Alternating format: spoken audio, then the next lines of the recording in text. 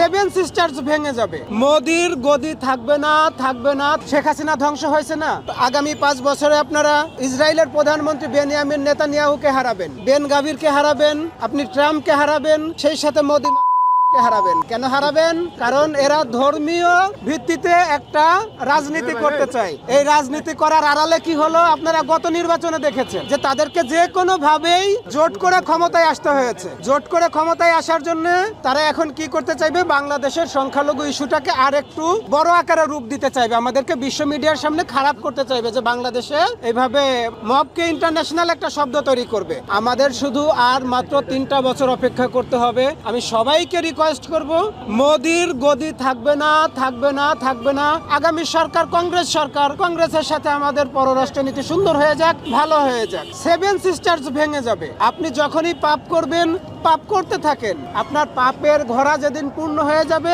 সেদিন দেখবেন যে আপনিই ধ্বংস হয়ে গেছেন। শেখ হাসিনা ধ্বংস হয়েছে না, আপনি দেখেছেন না? বিশ্বের বড় বড় যারা শক্তিধর তাদের ধ্বংস হইতে দেখছেন না? সেভেন সিস্টার্স নিয়ে আমি কোনো কথা বলবো না। সেভেন সিস্টার এমনিতেই আলাদা হয়ে যাবে। আমরা শুধু জানতে চাচ্ছি যে আমরা ভারতের বিপক্ষে গিয়ে রাশিয়ার শত্রু হতে চাচ্ছি না, আমেরিকার কাছাকাছি ঘেঁষে চীনের শত্রু হতে চাচ্ছি না।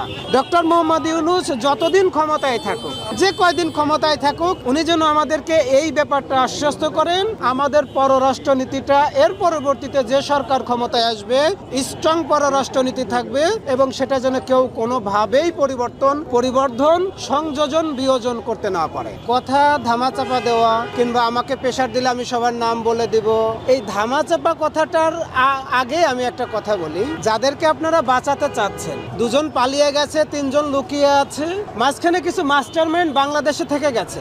এই মাস্টারমাইন্ড গুলোর অলরেডি কোমর পর্যন্ত বাংলাদেশের মাটিতে দেবে গেছে, চাপা পড়ে গেছে। আমরা শুধু অপেক্ষা করতেছি যে আমাদের আন্দোলনটা সামনে আর কতটুকু বেগবান করা যায়। ইনকলাব মঞ্চ আমাদেরকে কিভাবে নির্দেশনা দেয়। দেখেন, সংসদ এখন বাংলাদেশে নাই, প্রচলিত যে আমাদের গণতান্ত্রিক সংসদ বাংলাদেশে নাই। প্রয়োজনে আগামীকাল থেকে এখানে বিপ্লবী সংসদ তৈরি করব। তারপরেও বাংলাদেশের বিপক্ষে গিয়ে যারা হাদি ভাইকে হত্যার সাথে জড়িত, যারা মাস্টার মাইন্ড, যারা এর ভিতর থেকে কাজ করেছেন, তাদেরকে এমন ভাবে ঘাড়ের উপর উঠে একটা চাপা দিব, গলা পর্যন্ত আপনারা বাংলাদেশের মাটিতে দেবে থাকবেন। এই কথাটা যদি খুব বেশি অপছন্দ হয়, আমি আপনাদের একটা পছন্দের কথা বলি। আমার হাদি ভাইকে একটা গুলি করে সমাধান করা হয়েছিল। আপনাদের কাছে একটা সমাধান ছিল যে হাদি ভাইকে একটা গুলি করলেই হাদি ভাইয়ের জীবন নেওয়া যাবে। আজকে দেখেন লক্ষ লক্ষ হাদি রাস্তায় নেমে আসছে। আপনি দুর্নীতিবাজ, আপনি বাংলাদেশের বিপক্ষে, আপনি ভারতের আধিপত্যকে কায়েম করতে চান। আমি শুধু আপনার সাথে পীড়িত করতে চাই না। আমার হাদি ভাই কবরে, আমার হাদি ভাইয়ের যারা খুন করছে তারা বলতেছেন ভারতে, আমার হাদি ভাইয়ের খুনের সাথে যারা জড়িত পরোক্ষভাবে তারা চেয়ারে, আর আমরা শাহবাগে। কতদিন ধৈর্য ধরবো বলেন তো? আজ হোক কাল হোক, আমরা আর বেশি দিন ধৈর্য ধরবো না। এখানে দেখেছেন একদম দুধের শিশু কোলে করে চলে এসেছে হাদি ভাইয়ের বিচার চাওয়ার জন্য, হাদি ভাইয়ের হত্যার বিচার চাওয়ার জন্য। আমরা কালকের দিনটা পর্যন্ত ডেডলাইনে থাকবো। এরপরে আমরা ঠিকই ফাইন্ড আউট করে নিব, অথবা পুলিশ আমাদেরকে বলবে কে কে হাদি ভাইয়ের পিছনের একদম পিছনে থেকে কলকাঠি নেড়েছে।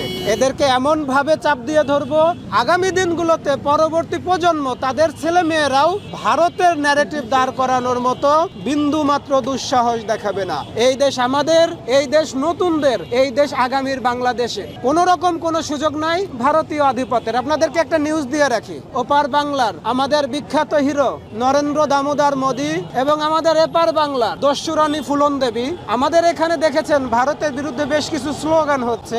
এই স্লোগানগুলোকে এক জায়গায় করার চেষ্টা করতেছে এবং তারা এটাকে বিশ্ব মিডিয়ায় নিয়ে যাইতে চাচ্ছে, যেন তারা আগামী দিনে এটাকে কোট করে বাংলাদেশের ভিতর বেশ কিছু সংখ্যালঘু সম্প্রদায়ের লোককে পিটিয়ে পুড়িয়ে মারার পরিকল্পনা করবে। এবং এই দায়টা ইনকিলাব মঞ্চ এবং আমরা যারা বিপ্লবী আছি তাদের ঘাড়ে চাপিয়ে দিয়ে বাংলাদেশকে একটা ভিন্ন দিকে নিয়ে যাওয়ার পায়তারা চলবে। আপনাদের মাধ্যমে বাংলাদেশের মানুষকে জানিয়ে দেই, যারা বিপ্লবী আছেন, তৌহিদি জনতা আছেন, বাংলাদেশকে মিনিমাম ভালোবাসেন, নির্বাচনের আগ পর্যন্ত আপনারা অবশ্যই হিন্দু হোক, খ্রিস্টান হোক, অন্য ধর্মের যারাই হোক, তাদেরকে আপন করে একেবারে কাছে টেনে রাখবেন, তাদের জন্য কোনো রকম কোনো ক্ষতি না হয় এবং এটাকে যেন ভারত কোনোভাবেই কোনো ইস্যু তৈরি করতে না পারে সে ব্যাপারে খেয়াল রাখবেন।